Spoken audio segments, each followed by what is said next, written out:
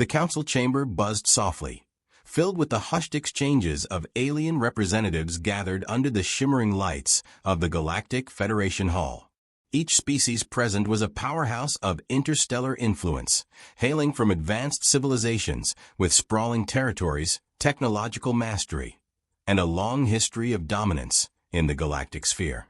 Today, they met not to discuss trade or new scientific discoveries, but to address a looming threat, an aggressive faction expanding from the edges of known space, posing a direct danger to the Federation's peace and unity. As voices mingled, the Council's tone shifted from curiosity to tension, reflecting a universal concern. They lacked the numbers or force to counter this rising menace alone. The discussion turned to recruitment, the need to bring new members into the Federation's fold. Established, powerful civilizations, perhaps ones already militarized or possessing weapons beyond the Federation's current scope, were logical choices. They brainstormed for solutions until a minor delegate, representing a race known more for its knowledge of obscure species than its military might, cautiously raised a peculiar option: humanity. The mention of humans caught everyone's attention. Quiet chuckles and raised eyebrows echoed in the chamber. Earth and its inhabitants, considered an unremarkable speck in the grand scheme of things, were well known but never seriously regarded as potential allies. The humans were a curiosity, a young species with limited spacefaring capabilities, confined mostly to their solar system. Even as recent members of the interstellar community, humans kept to themselves, showing neither ambition for conquest nor any formidable weaponry. Their world was rich in biological diversity and culture, but had remained largely uninvolved in galactic conflicts, giving them the image of a peaceful, somewhat naive civilization. Some alien delegates dismissed the idea immediately, seeing humanity as technologically underdeveloped and strategically insignificant.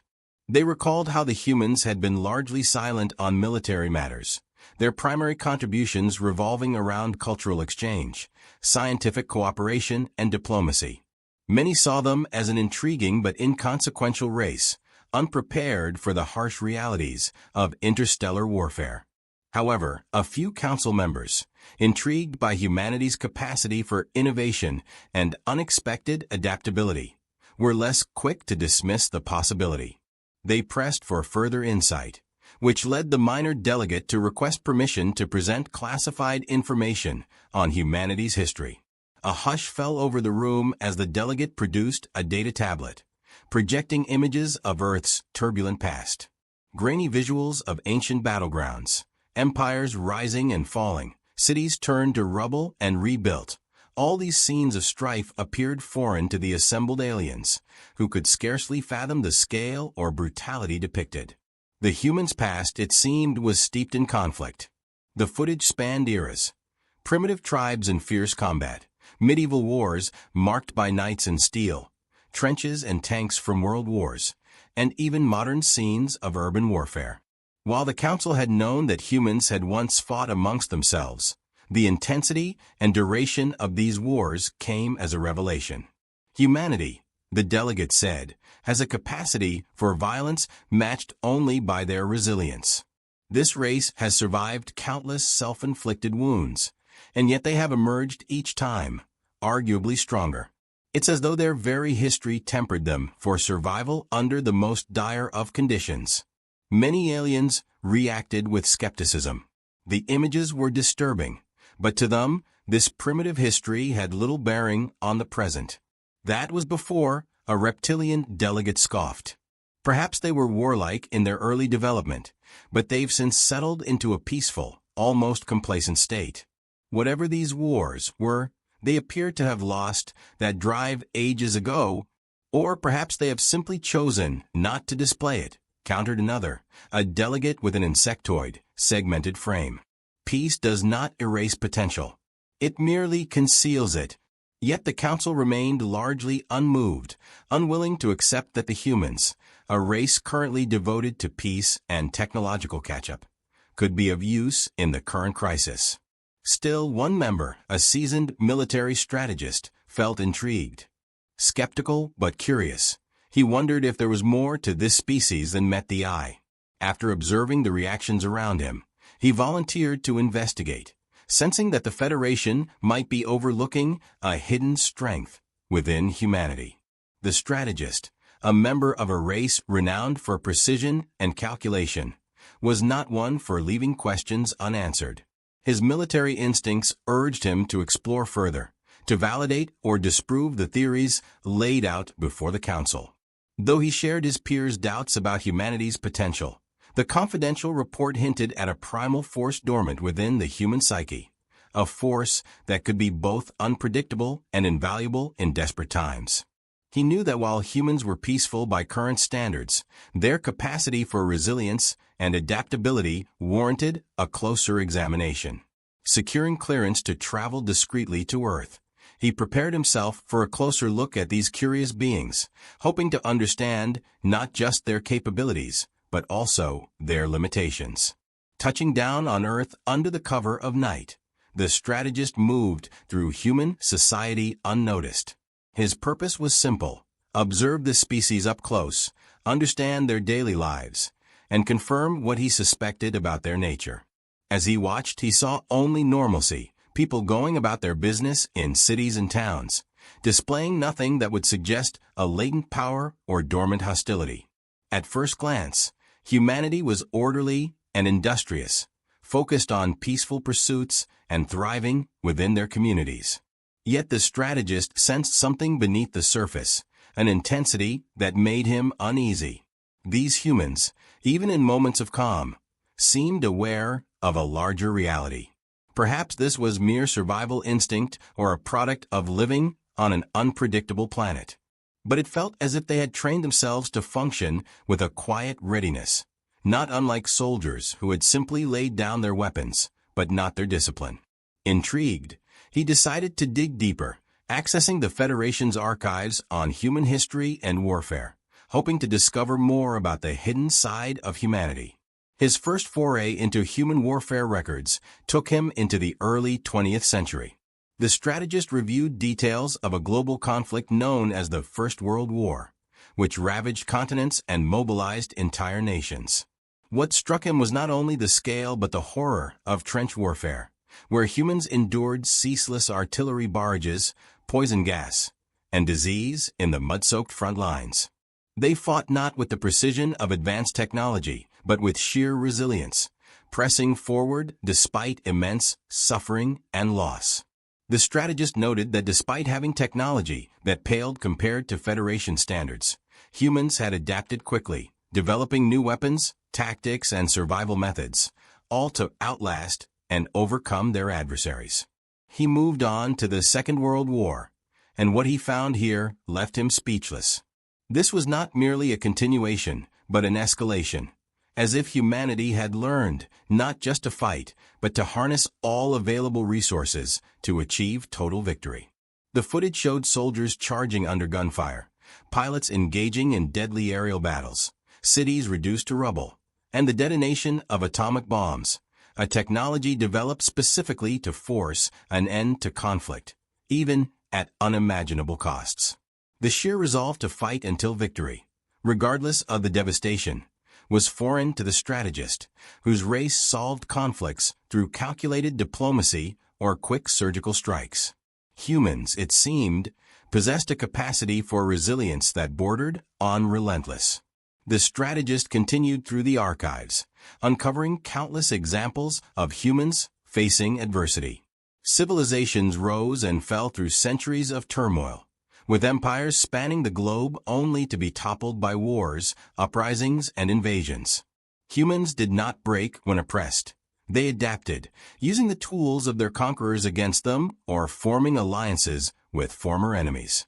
He watched in fascination as humanity demonstrated a capacity for strategic brilliance and resourcefulness unmatched by any other species he'd studied.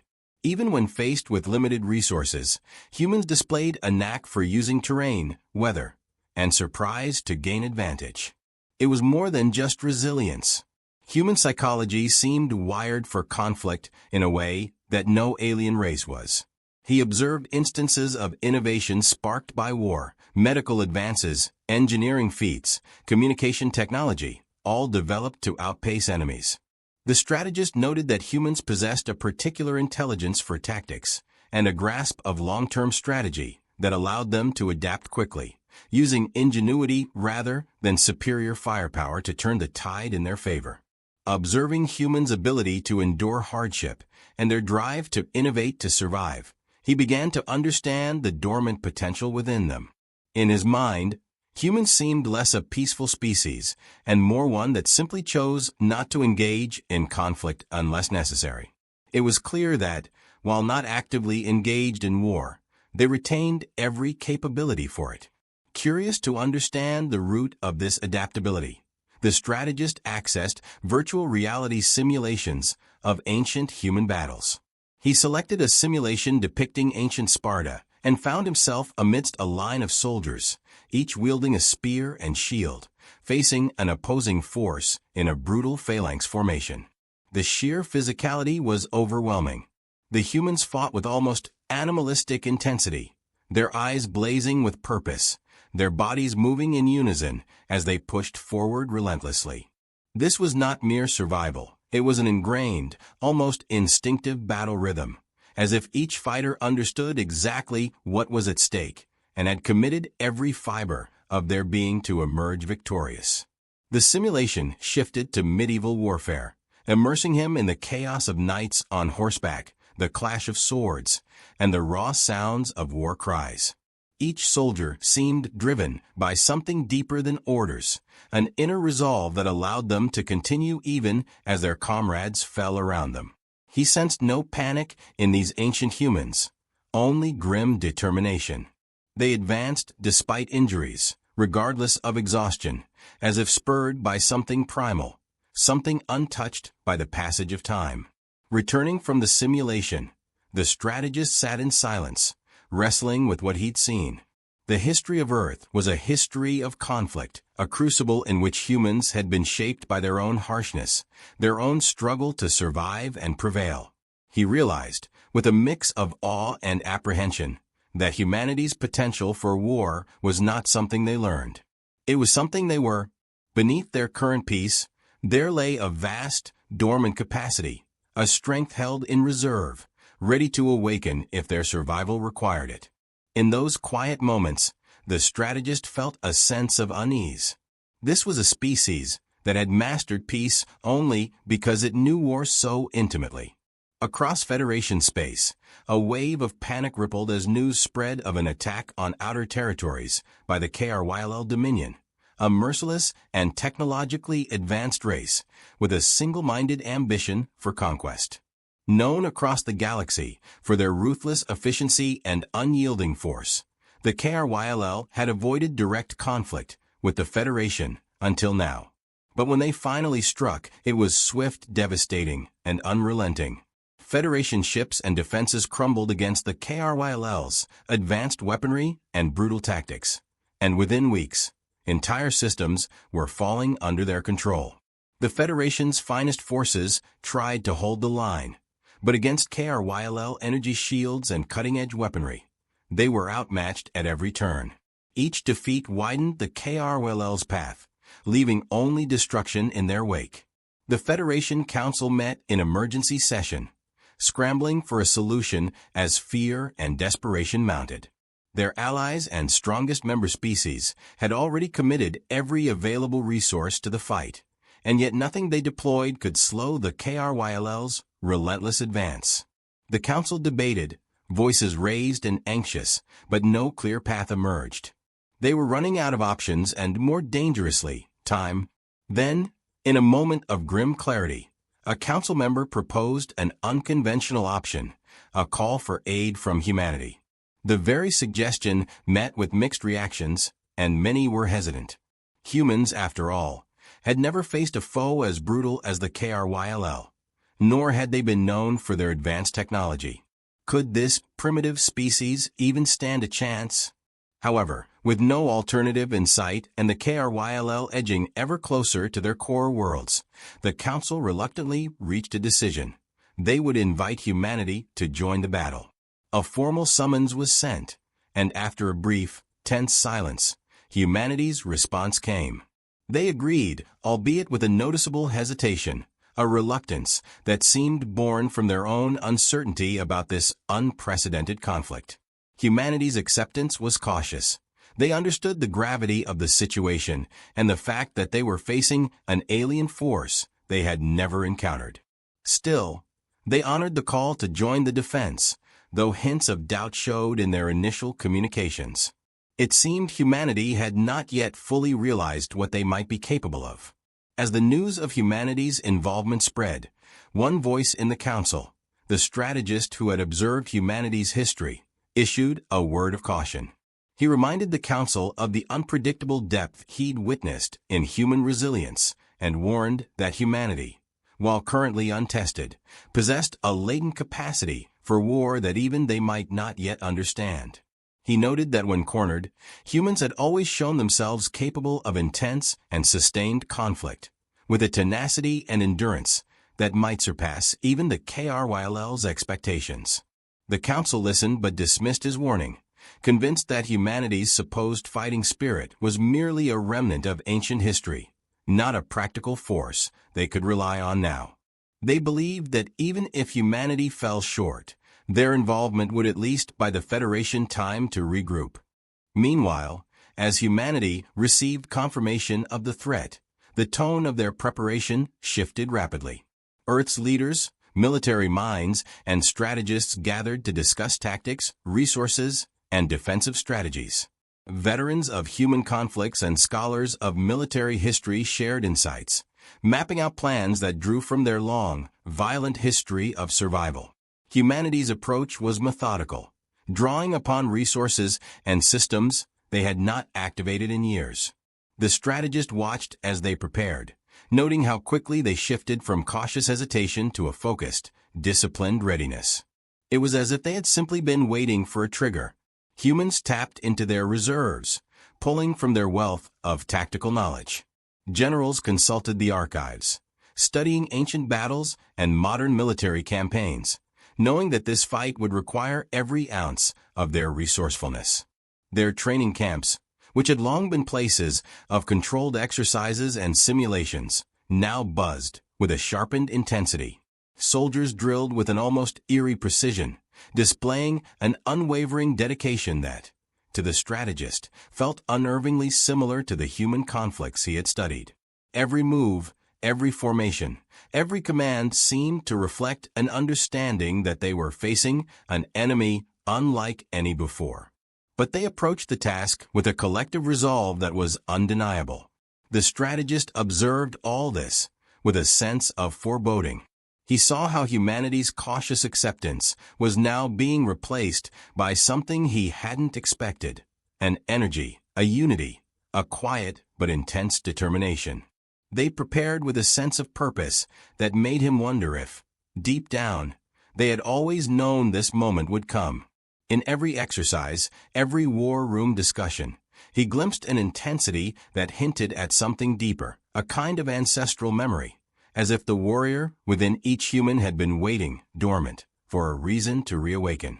The first clash with the KRYLL Dominion began on the outskirts of a Federation stronghold, where a vast battlefield stretched under a darkened sky. Federation forces stood in formation, reinforced by human troops whose smaller numbers seemed inconsequential in the expanse of alien firepower before them.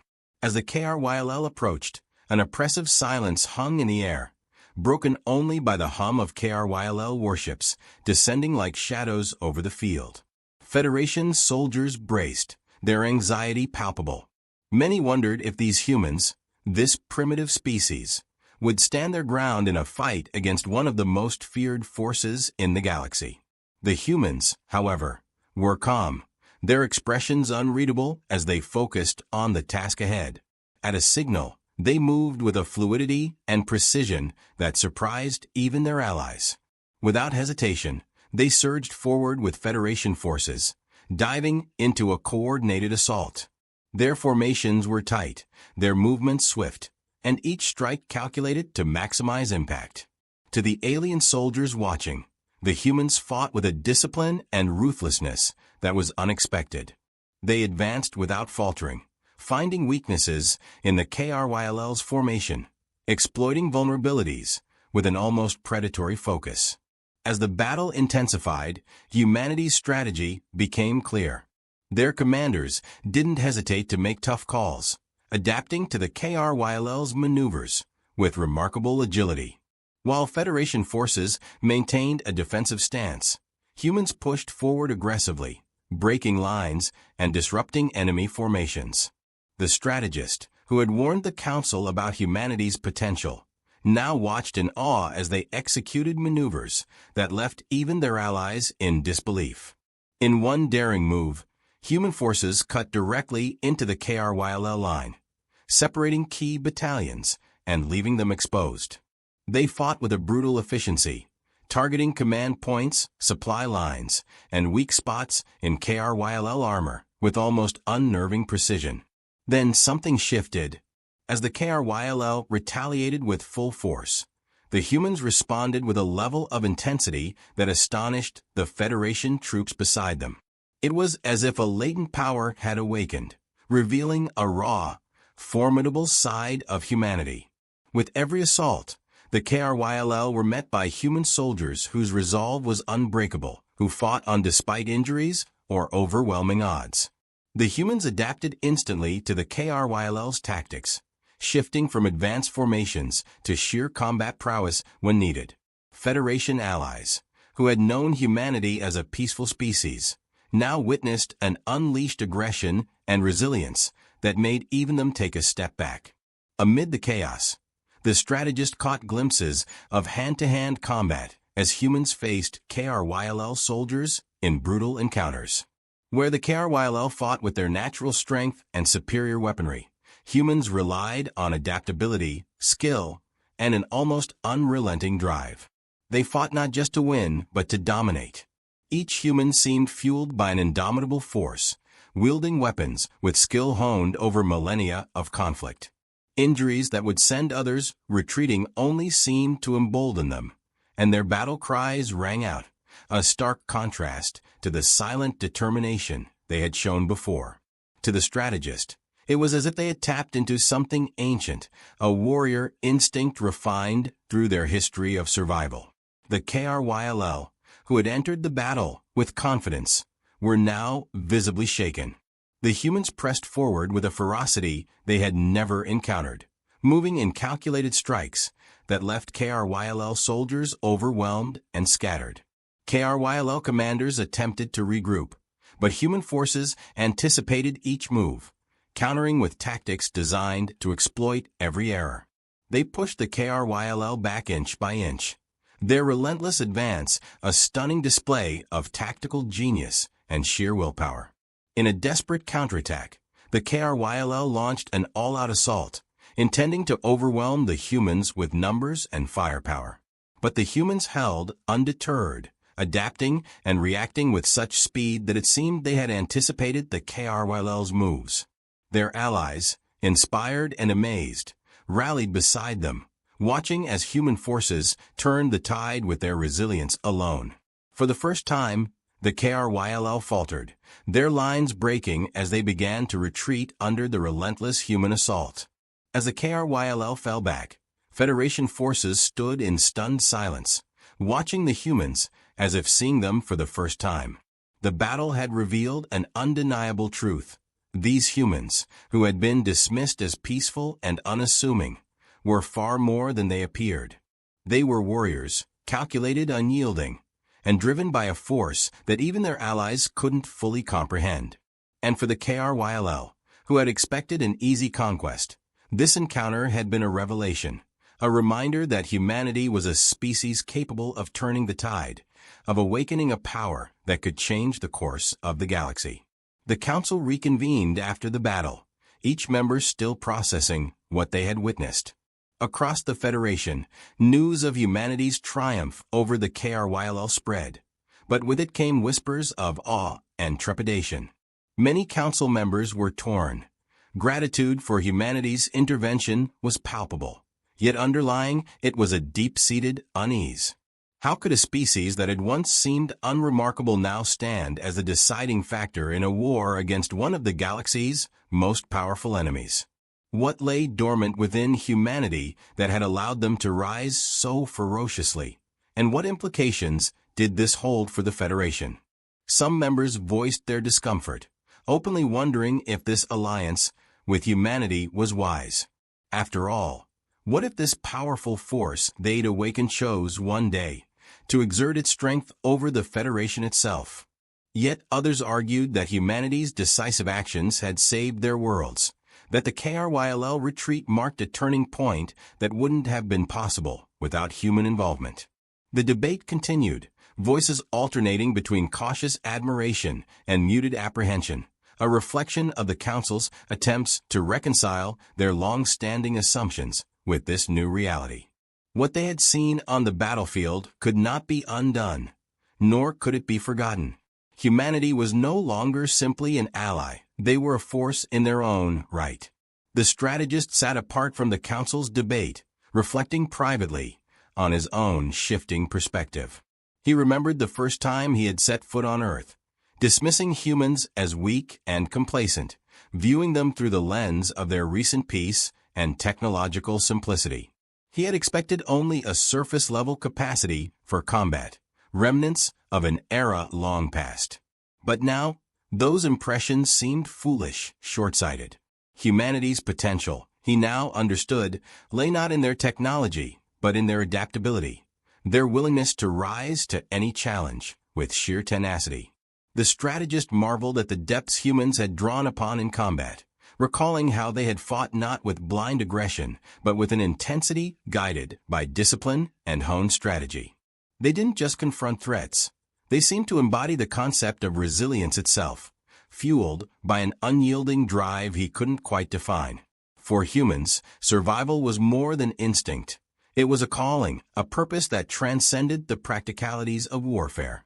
Their calm in preparation, their precision in battle, and the sheer force they wielded when needed spoke to a species that could embody peace only because it so fully understood the nature of conflict.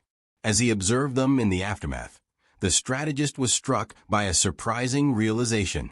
Humanity had no desire to dominate. After the victory, human representatives spoke to the Council, reaffirming that they sought no reward, no shift in the Federation's power dynamics. Their intervention had been, in their own words, a duty to protect their allies, nothing more. This confounded many Council members who had expected humans to leverage their newfound power. Surely, they thought, after such a show of strength, humanity would seek to reshape the alliance to favor themselves. Yet there they stood, quietly preparing to return to their world, their purpose fulfilled. The strategist pondered this further, realizing that humanity's choice to remain peaceful, to blend in among other species, was in itself a powerful statement. They fought not for conquest or gain, but to stand with those in need, embodying a paradox that baffled and intrigued their alien allies. To the strategist, this choice was not weakness, but an affirmation of strength, the kind of strength that understood power but wielded it only when absolutely necessary. Humanity, it seemed, was as much a protector as a warrior, a species capable of incredible violence, yet defined by restraint and an understanding of when and why to wield their might. With the Council adjourned, the strategist prepared to leave Earth, his views transformed. His last moments on the planet were spent observing humans as they returned to their normal lives, their intense focus from the battle now softened, their warrior instincts once again buried beneath layers of everyday activity. He realized that humanity was indeed a dormant force, a civilization that chose peace but held within it a power that was all the more profound because it was controlled.